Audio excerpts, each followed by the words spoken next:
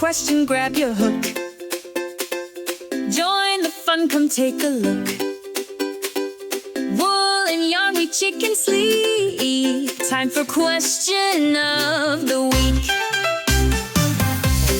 So our question of the week this week is crocheting good for your brain? The answer is a resounding yes. It is absolutely wonderful for your brain. There's been lots and lots of research done. I'm not going to go into it all here, although I have made other videos and posts about it on social media. But yes is the answer. It is excellent for your brain, and it will depend on what you're making as to how it will affect your brain. But just the process of choosing yarn, choosing a pattern, that's good for your brain. Finishing something releases serotonin, so again, that's good for your brain. It gives you a lift. In the process of crocheting, if you are anxious or worried or maybe depressed, then doing a pattern that's more difficult will mean that that's what you have to concentrate on. So it removes some of that talk, that busyness that goes on in your brain because you are concentrating on something.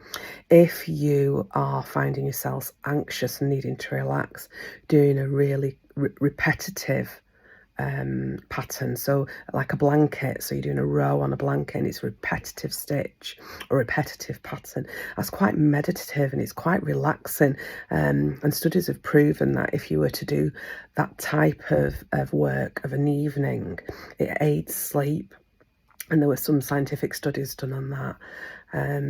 Things like if you do suffer from depression, working on bright and bold projects gives your brain a lift, and something positive, and the physical act of making something that looks joyful aids that. So is crocheting good for your brain? Absolutely. And there's lots of different studies and proper scientific studies that show how crocheting really does support your brain health and your mental well-being. So yeah, that's the answer to that one.